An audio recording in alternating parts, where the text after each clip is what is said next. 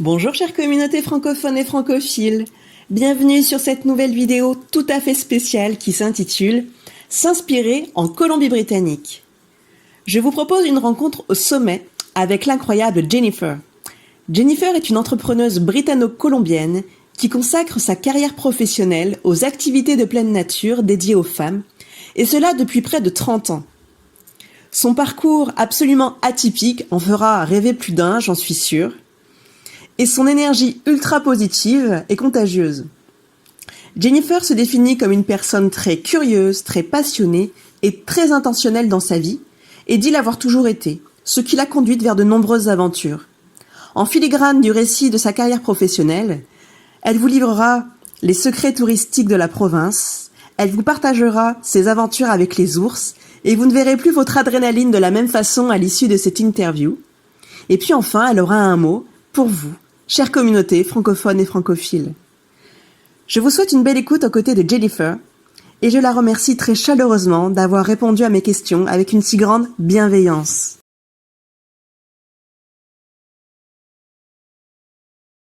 Fantastic. I'm so grateful to be here. I appreciate your passion for the outdoors as well. So if I can share my story with you, I'm delighted.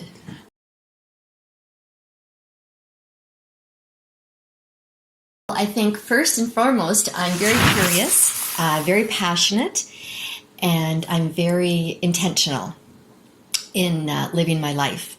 I always have been, and so it's taken me on many, many different adventures.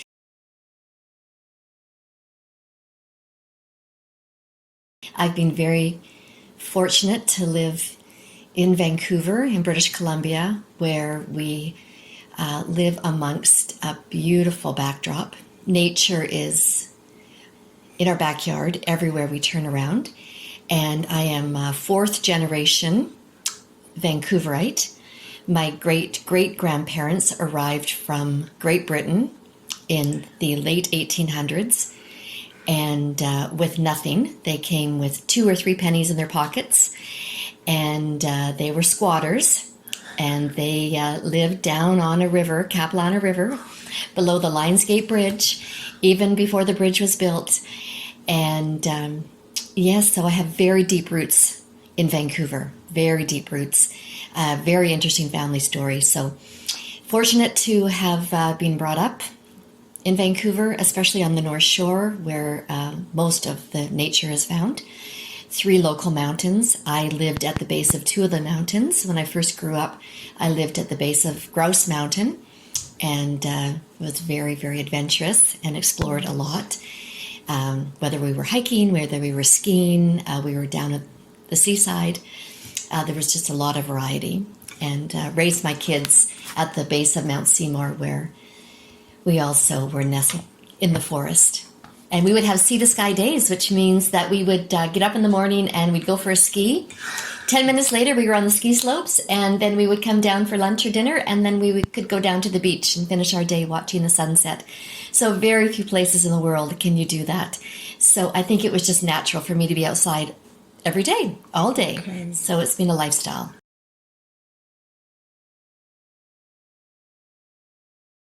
Well, my job today is, after 27, 28 years of doing Fresh Air Life, my job now really is to connect women in particular. I'm very passionate about women and getting them outside.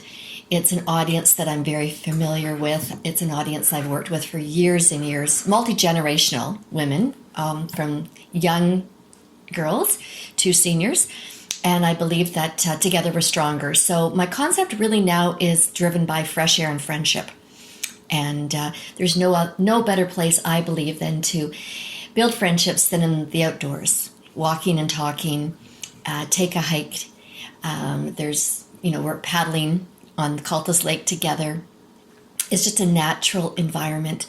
And I found over the years that people are generally so much more relaxed when they're out in nature. So you really can just shed all of your armor and be yourself. And I remember when I first started, people were nervous and we would come hiking together and a lot of women wouldn't know each other. And I made it quite clear to them when we entered the forest. I said, okay, now we're in the forest. we're all the same.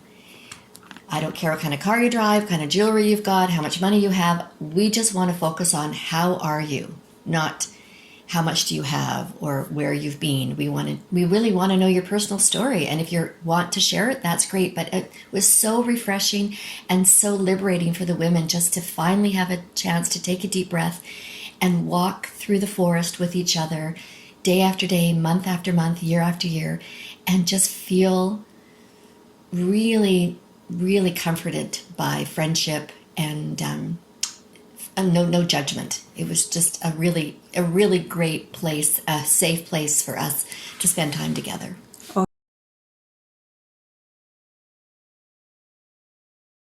Oh, it began very organically, I assure you. I had no intention of this ever evolving to how it evolved. It happened, my children were in elementary school in maybe grade 2 and 4, and we lived very close to an elementary school, so I would walk them to school. I would drop them off, and they would turn right to go into the school ground, and I would turn left into the forest. We lived on the edge of the forest, and a lot of the women I knew at the time were stay-at-home moms or had time, and they would all go to the coffee shop. And before I knew it, a lot of them were saying to me, Jen, where are you going? Like, why aren't you coming for coffee? I was like, no, I've got a couple of hours. I want to go in the forest. It's all good. And then a few of them asked, oh, can I join? I said, oh, for sure. And so many women, oh my goodness, were so scared of bears. They were scared of the trails. And it's nervous if you don't know where you are. Because I had grown up in the area, it was my background, my backyard. And it was so easy for me to pivot. And season to season, the trails will change because of the foliage and because of the scenery. And I just seem to have a good sense of direction, and I'm in the forest a lot, so I would be very comfortable. So before you know it, I had women calling me and stopping me on the street. Oh, I know you're going for a hike today. I know you're going for a walk. Can I come? Can I come? And I said, absolutely.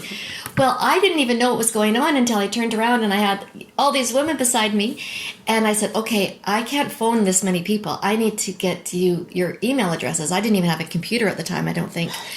Anyways, I finally got a computer, had people's email address, and then I would actually every week then decide this is easier. On Sunday night, I would send out a schedule and say, hey, it's Jen. This is this week's schedule. Monday and Wednesday we're hiking. Tuesday and Thursday we're trail running, and so on and so forth. So it evolved like that. So I initially started as hiking, and then the group grew, and then I decided to add more programs. So I was going 6 days a week. So Monday and Wednesday we would hike. Tuesday and Thursday I would have a walking group, and then in the spring I did a running group, and then season to season I would change because I love variety, and because we lived in an area where there's water, we did the kayaking. Kayaking would start in the spring, and I would transition, and many of the women had never kayaked before. So I approached the kayak owner, and I had women's groups coming down there together, and they were delighted to have that. In the wintertime, we transitioned into snowshoeing. So lots of different programs going on. And then because I had such an amazing group of women together, we would have coffees together, and we would go to different coffee shops and support other businesses. And then before you know it, the conversations would start, and we'd all start talking about volunteering, or there's initiatives going on in the community, in the city. What would you like to do? So then I sat back and I thought, well, let's do a variety of things, because not everybody likes to do just one thing. So I then ended up having 3 very distinct volunteer initiatives. One was with the Special Olympics athletes, the Down syndrome kids in particular. And so we did that every year in the spring. We worked with them, and we have a program called Fit Club. And then we ran a program in the downtown east side with the homeless. A lot of the women really felt a need to work with the homeless, and we did Sunday brunches, and then we went in and we had a clothing drive, and we provided a weekly program. And then we also then worked with seniors, and we had a program called Women on Wheels. Wow. And that was with the senior center and close by, and it was a spring season again, and the initiative was to get women in particular out for a walk in the fresh air or in their wheelchairs, and just provide companionship and fresh air. And the relationships in all 3 categories just blossomed. And while I wasn't on site all the time, I was more like a gardener, where what I continue to do is I plant seeds and ideas, And because I have a group of women behind me and initiatives, we would start together and then I would pull back gradually and I would see those people that really were very intense and involved. And I would just let them do their thing because my goal was just to facilitate, really. So over the years, it's been great to see people step up in various capacities. And yeah, it's been lovely just watching this garden grow.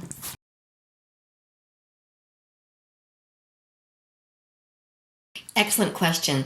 Initially, I worked alone because it was very much self-driven due to my schedule. And as the group grew, it was obvious to me that I could not handle that many people. Like I would show up for a hike and there'd be 27 people, women, wanting to go hiking. So what I did was that I would ask some of the women who would come regularly if they could volunteer, because when I'm hiking, I needed to have a sweep, or I called them a dream catcher. So the trail, we would stop and stretch and drink water and chat, and then we would go again. But I felt very responsible. You're so responsible. At the time, it was very much volunteer at the time. And it didn't really turn into a business component until the engine started rolling, because it grew organically. I never advertised. It was through word of mouth. It just was sharing a passion and sharing stories in the outdoors and providing a variety of activity for women who would normally just be by themselves.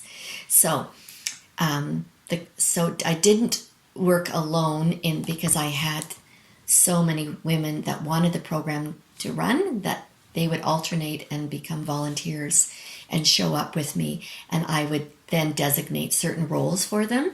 I would ask anybody and everybody who volunteered for me to have their CPR and to be certified, and so that I had my wilderness first aid and advanced first aid training. So I knew that in the event of an emergency, I was comfortable, but I needed more people other than myself to be qualified.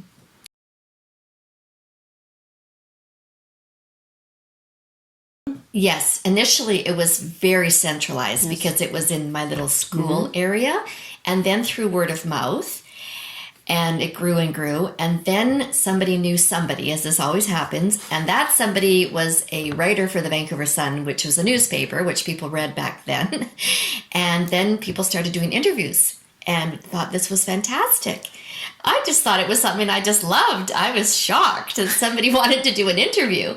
So next thing you know, there was not one, but 2 or 3 interviews on different newspapers. They came out with us, took photographs, and put it in the newspaper, and people thought, oh, wait a minute, I love what this woman's doing. I'm going to call her. I've just retired. This is exactly what I want to do. So my phone and my email started going crazy. And so then I expanded, because of the interviews and publicity, to the Vancouver region, and then more and more. And it was just really so lovely to meet so many women who I would never ever meet in a million years if it had not been for this. And to this day, still dear friends with many of these women who came years and years ago.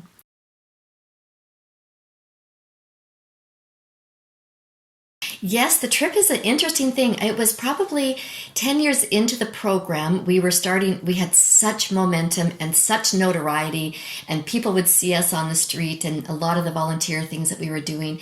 There was some programs that we were followed by a TV station and so on and so forth. So we had been asked as a group to go to various events because people loved the concept of women. At the time, it was very powerful. The women, it was multi-generational, non-competitive. So this was a lovely, gentle model. So there was 2 women in my community who had read the article in the newspaper, and they were putting on a fashion show. They owned a dress store, and they were doing a big fashion show in Vancouver. They phoned and said, could you provide the models for the show? Your women, because we want just very natural women in our area. We don't want, real specialized models. And the women are beautiful anyways. I mean, my goodness. So some of them were not interested, but many of them were. And you could get your hair done and you could get your makeup done, and they had all these beautiful clothes. So several of the women were really interested. So next thing you know, we were at the fashion show. Some of the gals, a lot of them came and obviously supported the event. It was a fundraiser for a big hospital in the city. After, when the event was over, I was asked to speak, just to say thank you. I was not modeling, but I wanted to say thank you. So as I was on stage thanking and presenting the Fresh Air, there was a few people in the audience, two of which who approached me after the show to say, we're in the travel business. We love what you do. We have a women's only travel division. Would you be interested in traveling and becoming an ambassador for us? And we will send you all over the world with our clients and your clients. And it's just what we do. And they do it so well. They set the gold standard, 5-star, 6-star. And the first trip I did with them was to Italy. And I continue to travel with them. I'm heading to the Yukon dog sledding next week. So I've been all over the world with women. I've met beautiful women from all over Canada that have joined in. And I continue to travel with them. So that is an extension of Fresh Air. And it's a badge of honor. And I love it. And it's something that I'm able to do indefinitely.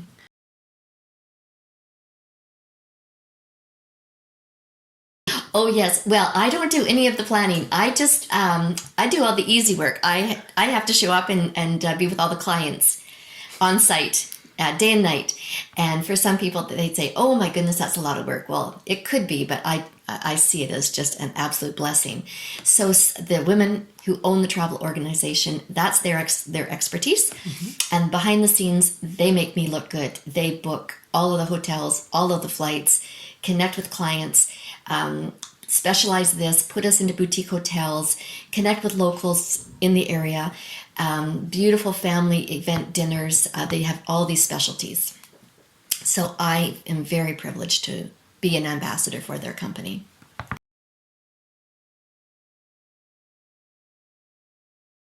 Oh, yes. Well, there's been lots of different I'm not going to say encounters, but there's always bears on the trails. And the bears, in the spring and the fall, they're out for various reasons. In the spring, they're coming out of hibernation. So I'm aware that they're there. I can smell them before I see them. So what I've decided to do is I don't tell the ladies in the hiking group that they're around, because if I do, then there's hysteria. And when you're nervous, then you produce adrenaline and the bears can smell that. So there's been many occasions when we've been hiking along the trail and I have seen a bear and I've smelt a bear, but we continue on. And then I'll go back to the coffee shop and say, "Well, did anybody see the bear on the trail?" And they're like, "What?" No. And I thought, well, good grief. So it's a reminder that the bears, for the most part, just do their thing and you don't want to disturb them. But, however, there was an incident where I was in the fall. The fall is a particularly difficult time to hike, September in particular, because they're trying to eat as much as they can before they go into hibernation. So in Vancouver, there's a mountain, Cypress Mountain, Hollyburn Mountain in particular, has a lot of blueberry bushes in concentration. So we were hiking. It was definitely in September, and it was early morning, and we were just doing a zigzag up this trail. It was all through the blueberry bushes, and I knew my instinct was like, this is the prime place for us to see bears. Well, before you know it, I was in the lead, hiking, of course, and I looked up and I saw two little ears pop up, and I thought, somebody in the back said, "Is that a rabbit?" Oh no, that would not be a rabbit. So I stopped the group and we stayed steady as we need to. And as we were standing steady, there was not one, but 4 more little ears that stood up in the distance. So there was 4 bears directly in our path in front of us. And the wind must have been such that I didn't smell them, but they were eating. We definitely don't want to disrupt them. So we quickly just, backed up calmly, and everybody knew what to do. And as we were heading back down, I took the lead again. The women were nervous for sure, but just had to make sure that everybody was just really talking quietly and relaxed, and I didn't want to produce any adrenaline and any hysteria. So we got through, but as we were coming out of the forest, I couldn't believe it. Out of nowhere, this little baby bear hopped right in front of me, and it hopped right on top of this log. And I thought, oh my gosh. So, if you see a baby, you know what's next. It's the mom. And so we were thinking, oh my goodness gracious, we've got bears behind us and a baby right in front of us. Anyways, we made then the little baby hopped off, and off she went. And, you have to make an executive decision, to know. I carry bear spray, but the mother bears can be a real problem for sure. So yes, have I had bear encounters? Definitely. It's what you do. It's what you do in BC. You have to be bear aware. You have to be there's so many things to think about in nature. Mm-hmm.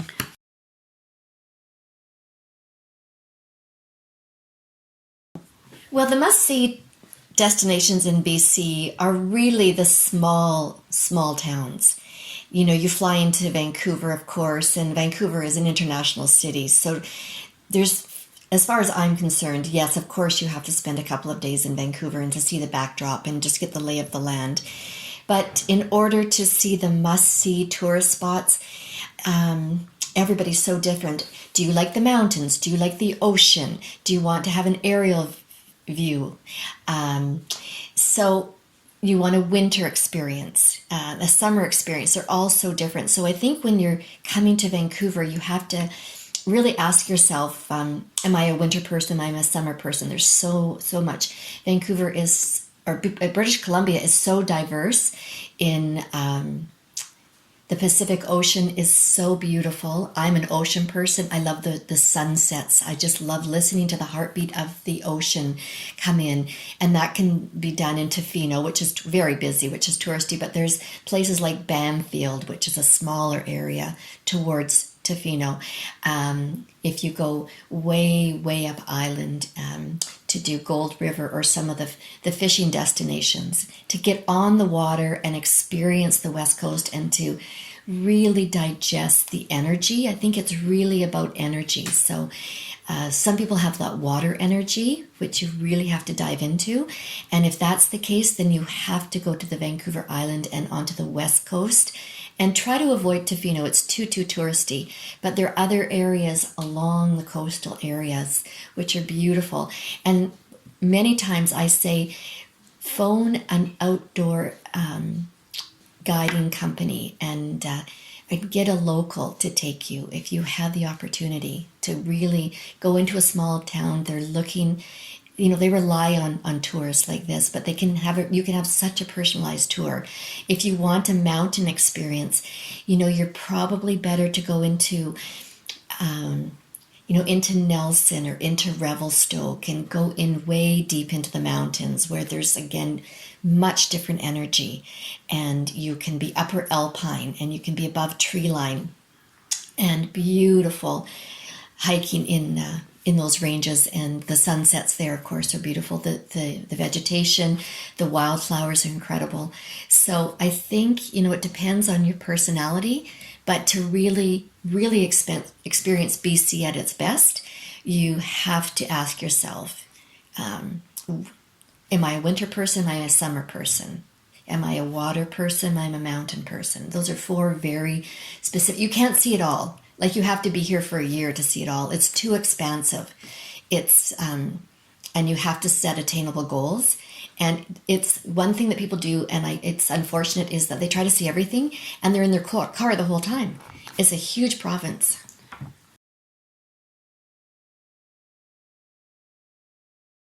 It's an interesting question. Oh, there's so many opportunities. I think, again, we get back to just your baseline. You just really have to sit with yourself and say, what do I love?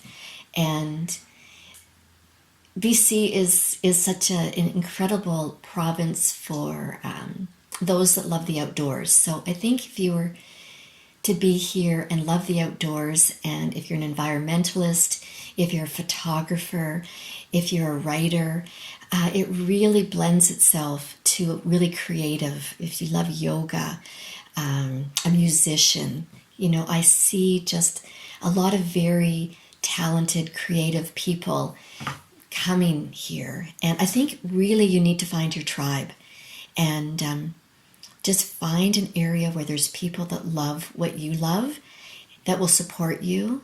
And when you're growing a business, certainly organic, and I believe that if businesses are going to survive, you have to start, and it just grows organically. You'll know right away. Many of us have passions, and many of us try things, and they end up just being a hobby because they don't thrive. But if you are in a community where they shares your same values, your business will succeed. So I think the advice I give to someone to start a business in British Columbia is really to go somewhere where people are aligned in their values like yours.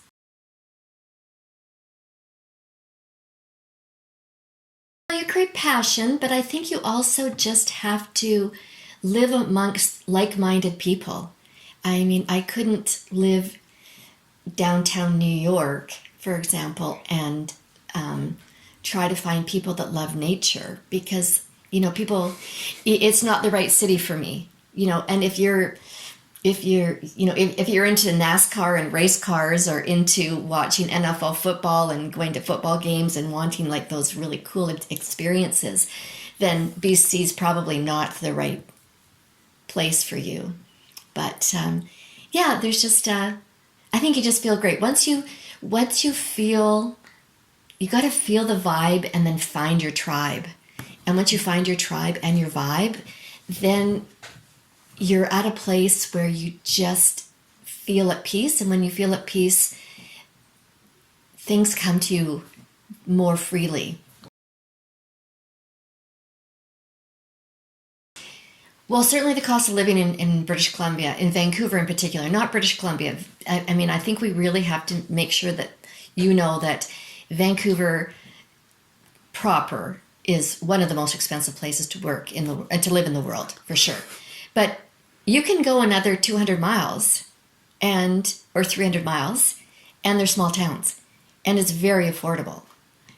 And I know my daughter, she's had to move out of the city. They've chosen a different lifestyle. They don't want city energy, and they want a simple life in a small community with beautiful people, very musical, very organic, very down to earth, very outdoorsy. And more people are choosing those lifestyles if they can find work. So if you can find work and, and those things do exist. So the Canadian dream does exist. And I think for a lot of people maybe coming to Canada, they think of the great outdoors. And so if you are interested in the great outdoors and you can focus on smaller towns, it still can exist. And I do believe that people are living their best lives in Canada in smaller communities, okay, for sure. Yeah, my plans for this year is exciting. Actually, next week I'm going to the Yukon to dog sled. So I've done it once before. I'm going back to the same place. My last trip was just before COVID, 2020. So it's been 4 years because the COVID has shut down travel for a lot. And with our clients, they're just getting back into the traveling. So I am taking clients to the Yukon, which will be great. We are dog sledding and we're doing some beautiful tours, snowshoe tour, and seeing the Arctic exhibit with beautiful native animals. And it is Yukon Days when we're up there, so there'll be lots of historians that'll be speaking at lectures. And yeah, it's a great company. It's a lovely trip. And of course, the Northern Lights, the Aurora Borealis, this time of the year are beautiful, stunning. This year in particular, they're supposed to be just beyond exceptional. So okay, we're very excited about that. And so my travel plans for the next, we are looking at traveling into Scotland and England, doing some walking tours, which is beautiful. A lot of the people really love heading overseas to do that. And we're looking at some local initiatives too. I'm planning actually just locally here, a fishing trip with women, taking them sturgeon fishing and salmon fishing.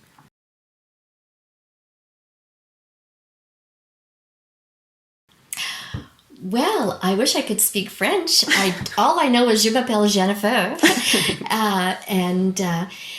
But I would just welcome all of you to really think about coming to British Columbia and experiencing the great outdoors.